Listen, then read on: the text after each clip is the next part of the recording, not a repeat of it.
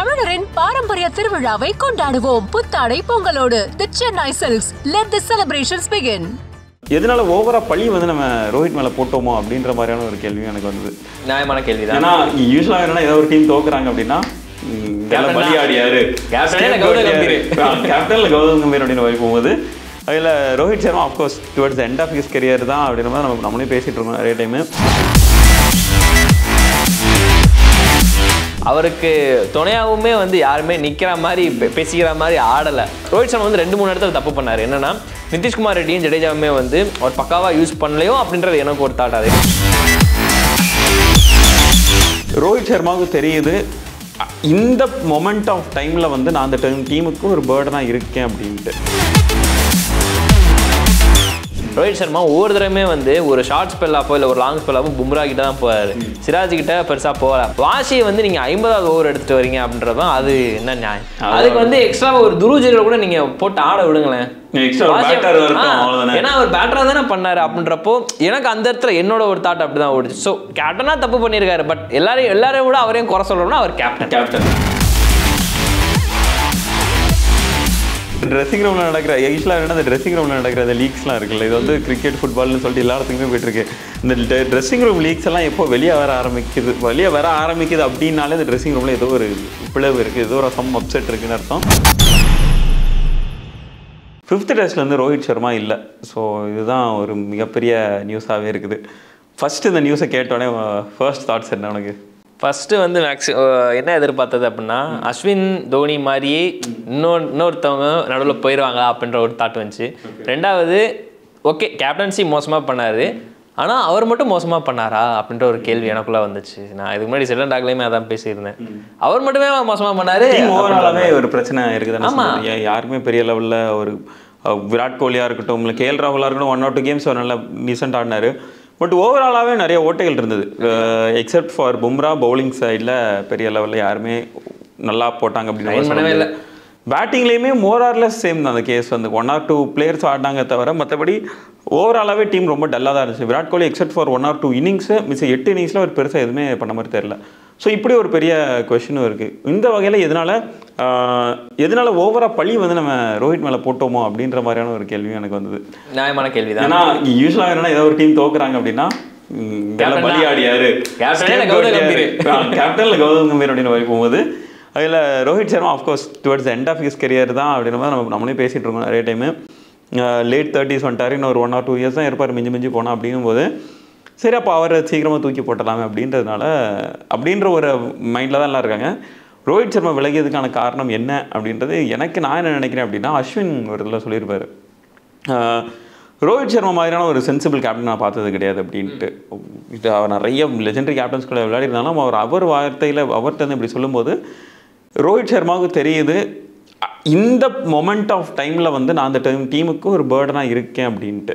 So அதனால தான் ஒரு ஸ்டெப் டவுன் பண்ணியிருக்காரு. இந்த ஒரு ஓகே இந்த மேட்ச்சில் நான் கொஞ்சம் வந்துடுறேன், இன்னும் கொஞ்சம் ரெடி ஆகிட்டோன்னா நான் திருப்பி வரேன். ஏன்னா இதுக்கப்புறம் சாம்பியன்ஸ் ட்ராஃபி இருக்குன்னு 2-3 முக்கியமான சீரிஸ் இருக்குது. அதுலேருந்து ஒரேடியாக ரிட்டையர் ஆறான்றதுலாம் இல்லை. எனக்கு தெரிஞ்சு ரோஹித் சர்மா வாண்டட்லி இந்த இடத்துலேருந்து ஸ்டெப் டவுன் ஆகிருக்கிறாரு. அவரோட ஃபார்மை திருப்பி கண்டுபிடிச்சு தோணுது எனக்கு. ஒரு ரிடம்ஷன் மாதிரி. ஆக்சுவலாக எனக்கு ஒரு விஷயம் தோணுது என்னன்னா, டெஸ்ட்ல இருந்து ஓகே ஃபைன், சமீபத்தில் வந்து அவர் எடுத்த முடிவுகள் அப்படின்றது வந்து பெருசாக கிளிக் ஆகலை. 2வது வந்து பார்த்தீங்கன்னா அவருக்கு துணையாகவுமே வந்து யாருமே நிற்கிற மாதிரி பேசிக்கிற மாதிரி ஆடலை. இப்போ டீம் வந்து ஒரு ஒட்டுமொத்தமாக சொதப்பிடுச்சு அப்படின்னா, பேட்டிங் சொதப்பிடுச்சு அப்படின்னா அடுத்து வந்து பவுலிங்கில் அதை கண்ட்ரோல் பண்ணணும்னு பார்ப்பாங்க. பவுலிங் கண்ட்ரோல்னா பவுலிங் ரொட்டேஷன் வேணும். ரோஹித் சர்மா ஒவ்வொரு தடவையுமே வந்து ஒரு ஷார்ட் ஸ்பெல்லாப்போ இல்லை ஒரு லாங் ஸ்பெல்லாப்போ பும்ரா கிட்ட தான் போவார்.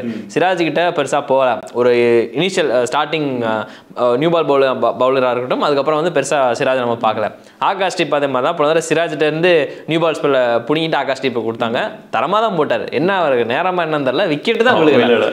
சிராஜுக்கு வந்து அந்த இடத்துல பயங்கரமாக பெர்ஃபார்ம் பண்ணார். என்ன நியூ பால் இருந்து ஒதுக்குனீங்க அப்படின்ற மாதிரி பயங்கரமாக பெர்ஃபார்ம் பண்ணிட்டார். நிதிஷ்குமார் ரெட்டி ரெட்டிக்கு ஆக்சுவலாக ரோஹித் சர்மா வந்து 2-3 இடத்துல தப்பு பண்ணார். என்னன்னா நிதிஷ்குமார் ரெட்டியும் ஜடேஜாவுமே வந்து அவர் பக்காவாக யூஸ் பண்ணலையோ அப்படின்றது எனக்கு ஒரு தாட். அது ஏன்னா 3வது டெஸ்ட் நினைக்கிறேன், மூணாவது டெஸ்ட் நினைக்கிறேன்.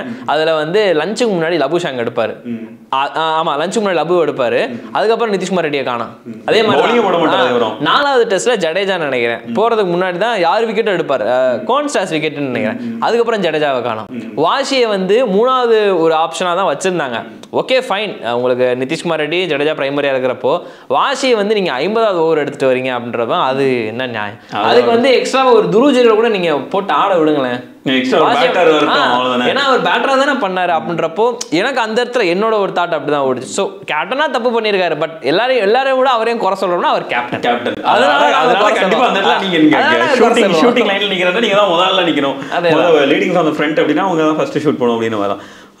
ஆனா எனக்கு ரோஹித் சர்மால இருந்து விலகினதுல எனக்கு என்ன பெரியதுன்னா, சார் பரவாயில்ல இந்த மாதிரியான ஒரு ஆப்ஷன் இருக்குதா ஒரு வேலை என்னது மிட் சீரீஸில் விலகிட்டு அதுக்கப்புறம் திருப்பி வரலாம் போல அப்படின்னு மாதிரி. ஏன்னா யூஸ்வலாகவே என்னன்னா யாராச்சும் வராங்கன்னா ஒரு வேளை அந்த டீம்லேருந்து வெளியே போகிறாங்கன்னா ஒரு ப்ராப்பர் ரீசன் சொல்லுவாங்க. இல்லை நான் ரிட்டையர் ஆகிறேன், இல்லைனா நான் கேப்டனில் ஸ்டெப் டவுன் பண்ணுறேன், அந்த மாதிரிலாம் இல்லை. இப்போ வந்து ஒரு private suffering from fever so அவர் விலகிருக்காரு. அதாவது அது நான் கலாய்க்கிறதுக்காக சொல்லலை, ஒரு குட்டி கேப் எடுக்கிறார் அப்படின்ற ஒரு இது இருக்குல்ல, இது வந்து ரொம்ப நார்மலைஸ் பண்ண வேண்டிய விஷயம்னு நினைக்கிறேன். எனக்கு இப்போதைக்கு நான் bad patch I come back again அப்படின்ற மாதிரியான ஒரு இடத்துல இருந்து அவர் போயிருக்கிறாரு. அண்ட் எனக்கு இதில் ரொம்ப ஒரு நல்ல விஷயமா தான் படுது. அண்ட் அப்படியே அந்த வகையில் பும்ராவோட கேப்டன்சி.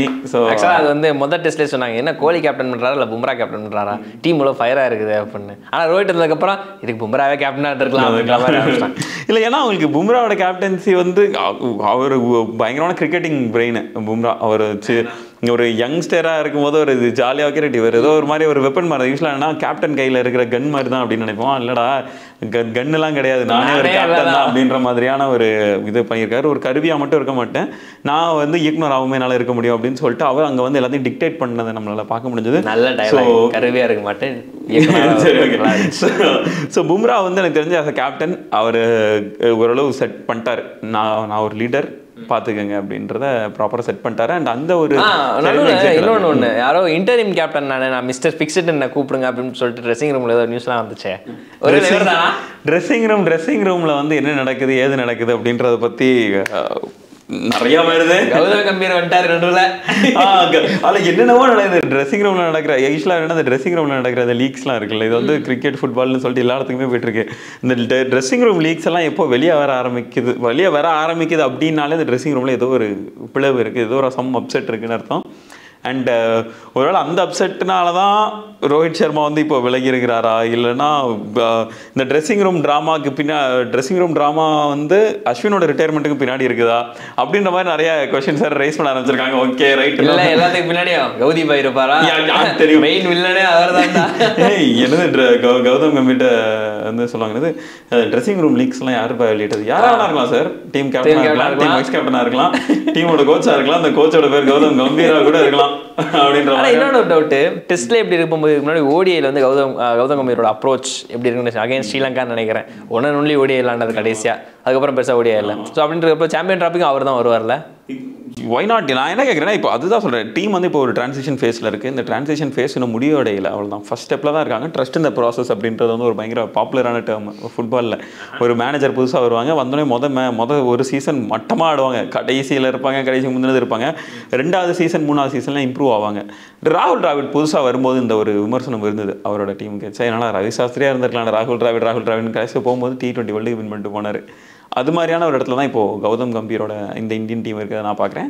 போக நிறைய வின் பண்ணுவாங்க அப்படின்னு தோணுது.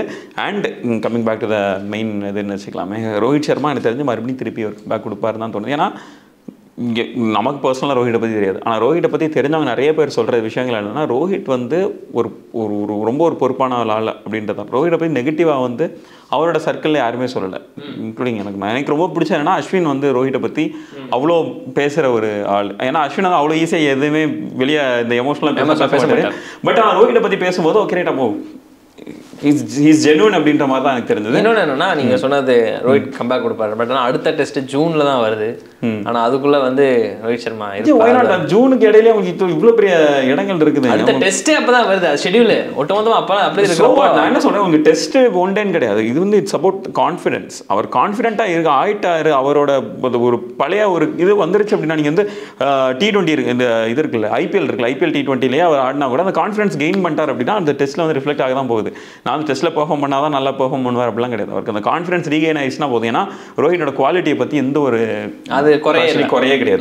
அப்படின் போது இங்க என்ன பிரச்சனை அப்படின்னா ஐதர் கான்ஃபிடன்ஸ் ஆர் அவருக்கு மேபி லைக் அவர் அந்த he's of course well past his prime தான், பாஸ்ட் ஹிஸ் ப்ரைம் தான். பட் ஸ்டில் அவர்கிட்ட அந்த கேம் இருக்குதா இல்லையான்றது வரப்போகிற எந்த மேட்ச்லையுமே நமக்கு தெரிஞ்சிடும். ஒரு ஜோக் ஒன்று வரும், எல்லா டிக்கெட்டுமே விழுகுது, இந்த விக்கெட் மட்டும் விழுகவே மாட்டேங்குது அப்படின்ற மாதிரி எல்லாருமே சொல்றாங்க. விராட் கோலி எல்லாருமே சொல்லிட்டு இருக்காங்க. ஆனா அவர் வந்து எனக்கு இதுக்கு சம்பந்தம் இல்லை அப்படின்ற மாதிரி மனுஷன் இருக்கு. அந்த விக்கெட் தெரியல இப்போ விழுந்துட்டு எனக்கு தெரிஞ்ச இந்த ஒரு வருஷம் விழாதுன்னு நினைக்கிறேன். நெக்ஸ்ட் இயர் வரைக்கும் அதுக்கு யாருக்கு தெரியும். இப்போ T20 வேர்ல்டு கப் முடிச்சதுக்கு அப்புறம் இவங்க 2 பேர் 3 பேர் ரிட்டையர்மெண்ட் அனௌன்ஸ் பண்ணுவாங்க. நம்ம எதிர்பார்த்தோமா என்ன? சாம்பியன்ஸ் ட்ராஃபி முடிஞ்சது கூட வரலாம், என்ன வேணா நடக்கலாம் எனக்கு தெரிஞ்சு. கிரிக்கெட்டிங்கன்னா உங்களுக்கு பின்னாடி பெரிய பெரிய ஆட்கள் வந்துகிட்டே இருக்கிறாங்க அப்படின்னும் போது சீனியர்ஸ்க்கு வந்து ப்ரெஷர் இருக்கும். ஸோ பார்ப்போம் என்ன நடக்குது அப்படின்னு. ஸோ இதை பற்றி உங்களோட ஒப்பீனியன் என்ன அப்படின்றத கீழே கமெண்ட் பண்ணி நெக்ஸ்ட் வீடியோவில் மீட் பண்ணுவோம்.